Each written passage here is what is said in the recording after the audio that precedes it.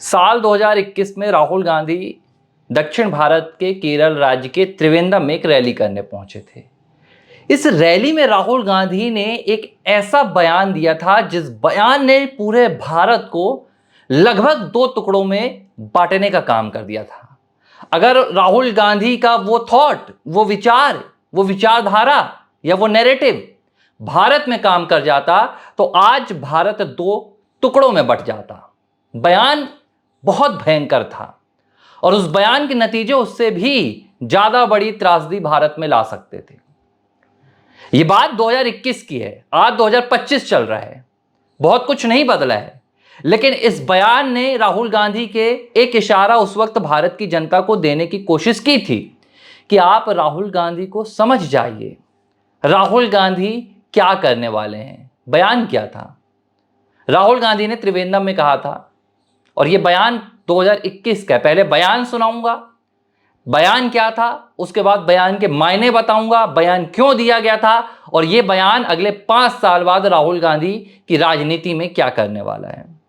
त्रिवेंद्रम में राहुल गांधी कहते हैं कि मैं 15 साल तक उत्तर भारत की एक सीट यानी कि अमेठी की वो बात कर रहे थे, वहां से सांसद था, और मैंने ये बात देखी कि जो उत्तर भारत के लोग हैं उनकी समझ कम है और जो दक्षिण भारत के लोग हैं उनकी समझ ज्यादा है।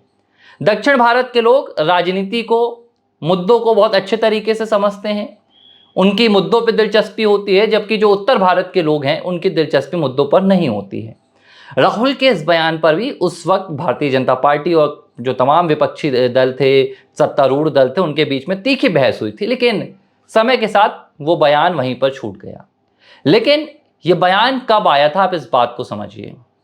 ये बयान एक ऐसे वक्त पर आया था जब ठीक 2 साल पहले राहुल गांधी उत्तर भारत की बात कर रहे हैं, उसी उत्तर भारत के उत्तर प्रदेश की एक सीट अमेठी से अपना चुनाव हार गए थे। साल 2004 में पहली बार राहुल गांधी ने अमेठी से अपनी चुनावी शुरुआत की थी। साल 2004 में जीते, 9 में जीते, 14 में जीते और 19 में अपना चौथा जो लोकसभा चुनाव था अमेठी से, वो हार गए। इस हार ने राहुल गांधी को इतना ज्यादा हताश कर दिया, इतना ज्यादा राहुल गांधी के मन में, जो राहुल गांधी कहते हैं कि नफरत हटाओ, द्वेष हटाओ, प्यार की दुकान खोलो, मोहब्बत का बाजार लगाओ, वो राहुल गांधी दक्षिण भारत में पहुंचते हैं और उत्तर भारत को कोसने का काम करते हैं। वो राहुल गांधी उत्तर भारत को कहते हैं कि ये नासमझ लोग हैं। क्यों उत्तर भारत के लोग नासमझ हैं? क्या उत्तर भारत ने प्रगति नहीं की? भारत का ही हिस्सा है। क्या उत्तर भारत में इंडस्ट्रीज नहीं लगी? क्या उत्तर भारत में रोजगार नहीं आए? क्या उत्तर भारत ने विदेश में गौरव नहीं बढ़ाया? सब कुछ किया था, लेकिन राहुल गांधी को एक सीट से चुनाव हरा दिया था। और ये राहुल गांधी जो लगातार 3 बार उस सीट से जीत कर आए, जिस सीट से उनकी मां कई दफा जीती, उनकी दादी, उनके पिता, उनका पूरा गांधी परिवार उसी सीट से चुनाव जीत कर आता था, उसी उत्तर भारत से चुनाव जीत कर आता था। राहुल गांधी ने कह दिया कि उत्तर भारत की जनता नासमझ है। यह एक उदाहरण था। राहुल गांधी जहां उनको निराशा मिलती है, जहां उनकी मन की बात नहीं होती है, जहां वो सफल नहीं होते हैं, वहां वो अपनी नाकामी नहीं देखते हैं, बल्कि अगले को नाकामयाब और असफल बता देते हैं, वहां खामियां ढूंढते हैं। वो गालिब का एक शेर है ना कि धूल लगी रही चेहरे पर और जिंदगी भर गालिब आईना साफ करता रहा, इस तरह का एक शेर है। राहुल गांधी पर यह बहुत सही फिट बैठता है। अब ये बात मैंने उत्तर भारत दक्षिण भारत की। आज राहुल गांधी चुनाव आयोग पर आरोप लगा रहे हैं।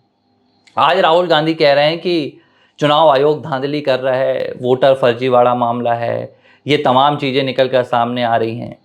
राहुल गांधी कह रहे हैं कि कर्नाटक में चुनाव जो हो रहा है वो फर्जी तरीके से हुआ, एक सीट पर मैं सबूत दे रहा हूं, 15 सीटों पर प्रधानमंत्री ने खेल किया, ये तमाम चीजें आई। लेकिन राहुल गांधी ये पहली दफा नहीं कर रहे हैं, मैं आपको बता दूं।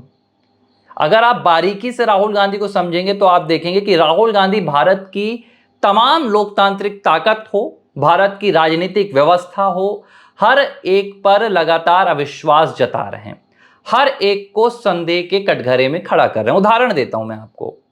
साल 2014 जब नरेंद्र मोदी प्रधानमंत्री बने और 206 सीटों पर 2009 में कांग्रेस, जिसने अकेले जीत दर्ज की थी, सिमट कर रह गई कितनी सीटों पर? 44 सीटों पर। तो राहुल गांधी ने कहा कि अब देश की विचारधारा बदल गई है, कट्टर हिंदुत्व हावी हो गया है और इसकी वजह से प्रधानमंत्री नरेंद्र मोदी जीत कर आ गए। उन्होंने एक विचारधारा को कोस दिया, देश की बहुसंख्यक विचारधारा को उन्होंने कोस दिया। वो अलग बात है, 2009 में यही राहुल गांधी कह रहे थे कि भाई लश्कर तैयबा से खतरनाक जो कट्टरपंथी हिंदू विचारधारा है। खैर 2019 आया, राहुल गांधी ने एक और बहुत बड़ा अविश्वास जताया, और यह अविश्वास 2019 में भी जताया, 2025 में भी जताया।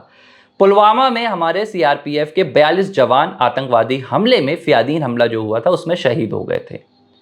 इसके बाद भारत की सेना ने जवाबी कार्रवाई की, पाकिस्तान में एयर स्ट्राइक की, और हमने पाकिस्तान को तगड़ा और करारा जवाब दिया। आतंक के मंसूबों को हमने खत्म किया। तो राहुल गांधी ने क्या कहा? सबूत क्या है? क्या आपके पास सबूत हैं कि आपने पाकिस्तान के भीतर घुसकर पाकिस्तान के आतंकियों को मारा? राहुल गांधी ने सेना से सबूत पूछ लिया और उन्होंने आज भी वो बात नहीं मानी। राहुल गांधी ने कह दिया कि भैया सेना ने लगता है वहां पर कोई भी स्ट्राइक नहीं की थी, सेना पर अविश्वास जता दिया। ठीक है, 2025 में ऑपरेशन सिंदूर हुआ, राहुल गांधी ने इस पर भी अविश्वास जता दिया, कह दिया कि भैया ये तो नरेंद्र मोदी अपना चुनावी जो पिच है वो सेट करने के लिए कर रहे थे। सेना पर भी अविश्वास जता दिया। अब बारी आती है किसकी? सुप्रीम कोर्ट की।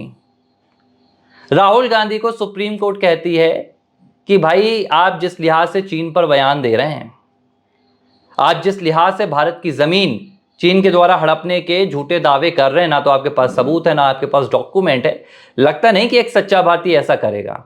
यह गांधी परिवार है।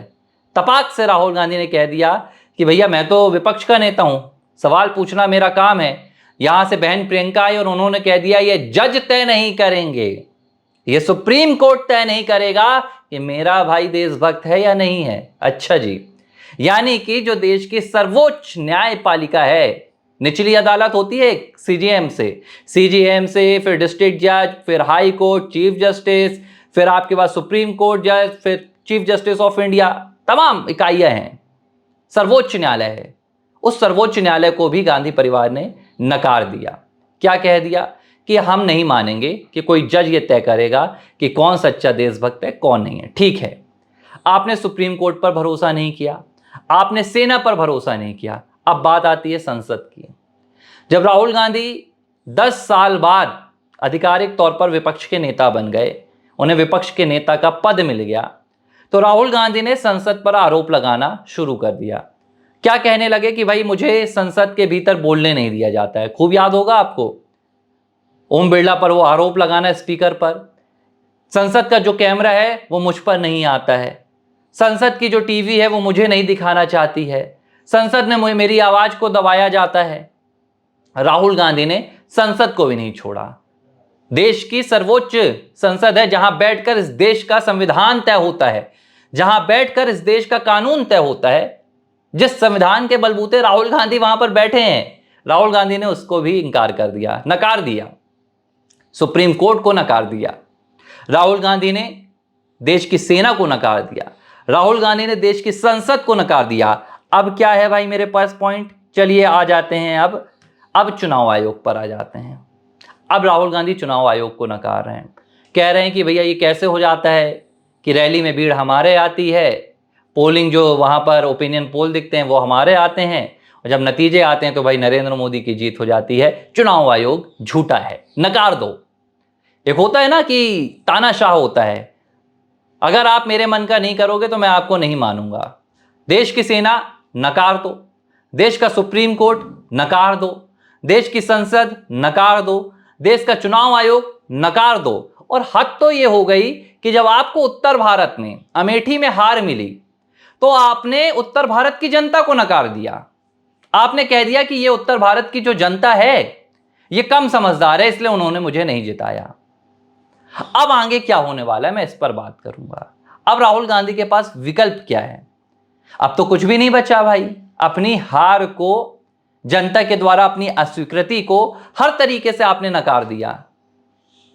आपने कह दिया कि सुप्रीम कोर्ट जो देश की सर्वोच्च अदालत है वो आपके पक्ष में नहीं है, आपने कह दिया संसद आपके पक्ष में नहीं है, आपने कह दिया चुनाव आयोग आपके पक्ष में नहीं है, आपने कह दिया उत्तर भारत की जनता आपके पक्ष में नहीं है। लेकिन अब हालात थोड़े बदल गए। राहुल गांधी उत्तर भारत में वापस आ गए हैं। वायनाड की सीट पर अपनी बहन प्रियंका को बैठा दिया और खुद आ गए भैया कहां पर? सीधे चलकर आ गए रायबरेली में, माता श्री की अपनी जो पुश्तैनी सीट है। हालांकि उनकी सीट नहीं है, उस सीट पर उनको जिताता आया है भाई रायबरेली का जो आवाम है। अब आगे क्या होने वाला है? अब आने वाला है 2029 का चुनाव। 2025 से 2029 में एक बार और से लोकसभा चुनाव आएगा। इस बार राहुल गांधी की अगर हार होती है, और जिस लिहाज से भाई राहुल गांधी के हालात नजर आ रहे हैं, मुद्दों से कोसों दूर हैं, जनता से कोसों दूर हैं, जनता की रहनुमाई की जगह अपने परिवार की अगुवाई कर रहे हैं राहुल गांधी। इस लिहाज से लगता है कि 2029 में अगर राहुल गांधी को इस देश की जनता ने नहीं जिताया तो सिर्फ दो चीजें होंगी। या तो जनता अगर अपने आप को बचाना चाहती है, जनता नहीं चाहती भारत की कि राहुल गांधी उन्हें कोसें, तो जनता को राहुल गांधी को जिताना होगा। लेकिन अगर जनता ने राहुल गांधी को हरा दी तो आखिरी विकल्प राहुल गांधी और गांधी परिवार के पास एक ही बचेगा।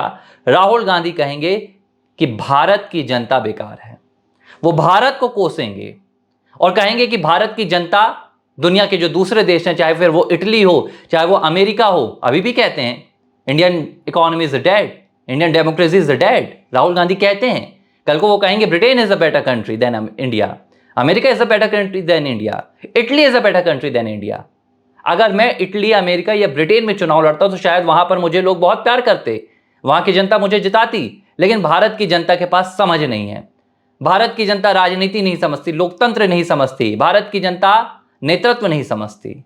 और ये गांधी परिवार एक दिन भारत को कोसने पर भी आ जाएगा, नहीं चूकेगा, क्योंकि अब विकल्प नहीं बचेंगे। आपने तमाम जो लोकतांत्रिक संस्थाएं हैं सभी को कोसा, ईडी को कोसा, सीबीआई को कोसा, चुनाव आयोग को कोसा, सुप्रीम कोर्ट को कोसा, आपने देश की सर्वोच्च संसद को कोसा, आपने उत्तर भारत की जनता को कोसा। जिस दिन राहुल गांधी 2029 में चुनाव हार जाएंगे और ये उनकी लगातार चौथी हार होगी, उस दिन राहुल गांधी खुलकर कहेंगे कि भारत की जनता मूर्ख है, क्योंकि भारत की जनता मुझे नहीं जिताती है। और ये बात मैं अपने मन से नहीं कह रहा हूं, जो मैंने आपको अभी पूरी कहानी सुनाई, जो आपको मैंने अभी पूरे इंसिडेंट बताए, जो आपको मैंने पूरे आंकड़े दिए, जो राहुल गांधी के बयान दिए, जो गांधी परिवार के बयान दिए, वो बयान इस बात के साक्षी है कि गांधी परिवार अपने से ऊपर किसी को नहीं समझता है। यहां तक कि भारत की जनता भी गांधी परिवार के लिए मात्र एक सत्ता तक पहुंचने का जरिया है। नहीं तो क्या वो राहुल गांधी, जिन्हें उत्तर भारत ने 3 बार नहीं, चौथी बार भी इस बार जिताया है, जिनके पिता को जिताया, माता जी को जिताया, दादी जी को जिताया, परनाना को जिताया, संजय गांधी को, सबको जिताया, आपने उसको कह दिया कि भाई वो नासमझ जनता है। तो मुझे लगता है कि वो दिन दूर नहीं जब राहुल गांधी इस देश की राजनीति से अपनी सबसे बड़ी हार झेलेंगे, तो जो आखिरी वो अपनी कोस निकालेंगे, जो अपनी निराशा और हताशा निकालेंगे, वो पूरे भारत पर निकालेंगे। और मुझे लगता है इस देश की जनता को समझना चाहिए, अपनी लोकतांत्रिक संस्थाओं पर भरोसा रखना चाहिए। और ये बात इस सिरे से देखें कि जो राजनेता हैं, चाहे वो प्रधानमंत्री की बात कर रहा हूं, चाहे वो विपक्षी नेता राहुल गांधी की बात हो, वो जो बात कह रहे हैं उनमें उनका राजनीतिक हित कितना है और देश का हित कितना है। अगर आपको देश का हित ऊपर लगे तो उनके साथ जुड़ जाइए, लेकिन अगर आपको उसमें राजनीति का हित ज्यादा ऊपर लगता है तो एक सिरे से इन्हें नकार दीजिए। एबीसी हिंदी न्यूज, आज ही जुड़िए हर खबर के साथ।